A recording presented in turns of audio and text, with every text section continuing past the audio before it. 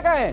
जज ने सभी आरोपियों को बरी कर दिया। इस वक्त की सबसे बड़ी खबर आपको बता रहे हैं, 7 आरोपी इस वक्त कोर्ट रूम में मौजूद है और उनको राहत की ये बड़ी सौगात। सभी आरोपियों को बरी साबित कर दिया है। तो जल्दी से प्लीज राकेश कुछ कह रहे हैं। जैसे कि मैं आपको बता रहा था कि यूएपीए के सेक्शन हटने का मतलब है कि बेनिफिट ऑफ डाउट का मतलब है कि सभी आरोपी जो है उन्हें बरी कर देगा। आप देखिए अदालत के बाहर की तस्वीरें, कोर्ट रूम के बाहर की तस्वीरें। आपसे कुछ ही मिनट में तमाम जो आरोपी हैं उनके वकील हैं, अब वो बाहर आ सकते हैं और एक बड़ा फैसला लेके। अभी मेरे सहयोगी अतुल भी बाहर आएंगे, मैं आपको सीधे उनसे बातचीत करवाऊंगा। अतुल का इंतजार में करेगा, वो किसी भी समय अतुल बाहर आएंगे और ये फैसले में असल में उन्होंने क्या क्या कहा जज ने वो हमें बताएंगे। लेकिन इस वक्त की बड़ी खबर कि तमाम आरोपियों को बरी कर दिया गया है, उन्हें निर्दोष घोषित कर दिया गया है। ये निश्चित तौर पे एक बड़ी राहत। 17 साल के बाद ये फैसला, मालेगांव 2008 बम धमाकों को लेकर ये बड़ा फैसला। और जैसे कि जज लगातार बोलते आ रहे थे, तमाम सबूतों को वो बता रहे थे कि सबूत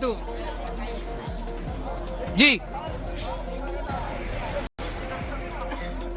तो इस वक्त का सबसे बड़ा अपडेट, मालेगांव ब्लास्ट केस में सभी 7 आरोपियों को बरी कर दिया गया है। एनआईए कोर्ट ने यह फैसला सुनाया, बेनिफिट ऑफ डाउट, यानी कि पर्याप्त सबूत नहीं मिले इन 7 आरोपियों के खिलाफ और इसके चलते इन सभी को बरी करार दे दिया गया है। अब सवाल, 7 आरोपी इस वक्त कोर्ट रूम में मौजूद है और उनको राहत की ये बड़ी सौगात। सभी आरोपियों को बरी साबित कर दिया है। तो जल्दी से प्लीज राकेश कुछ कह रहे हैं।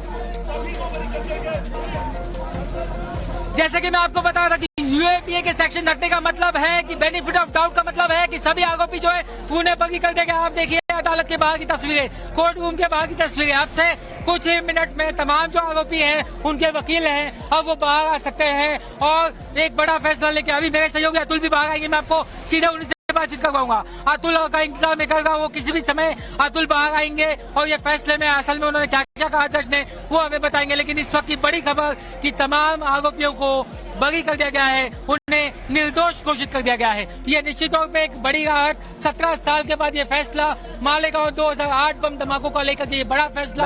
और जैसे कि जज लगातार बोलते आ रहे थे, तमाम सबूतों को वो बता रहे थे कि सबूत जी।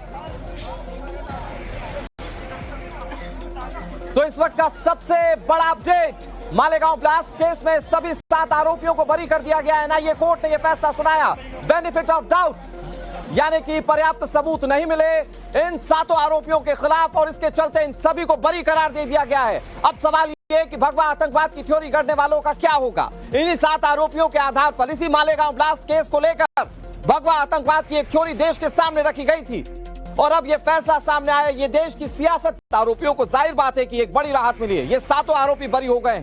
आरोपियों को जाहिर बात है कि एक बड़ी राहत मिली है। ये 7 आरोपी बरी हो गए। इनके खिलाफ एक बहुत बड़ा मामला सेट किया गया था। जो एटीएस की शुरुआती कार्यप्रणाली थी उसमें इन 7 को जिस तरीके से बताया गया, ऐसा लगा कि ये 7 ही दोषी हैं। लेकिन जब ये मामले की जांच एनआईए ने करना शुरू की तो आज का वो दिन जब फैसला आया और 7 आरोपी इस वक्त बरी हैं। बहुत सारी चीजें थी। सवाल यह है कि क्या एटीएस ने जो कार्रवाई की थी, क्या वो राजनीति से प्रेरित थी? क्या इसी के चलते जानबूझकर इन लोगों को फंसाया गया? क्योंकि आज जब एनआईए की कोर्ट ने फैसला सुनाया तो ये 7 आरोपी बरी किए गए हैं। ये आप सबसे पहली तस्वीर जो देख रहे हैं, साथ ही प्रज्ञा सिंह ठाकुर की तस्वीर आप देख रहे हैं, प्राइम एक्यूज थी। नंबर 2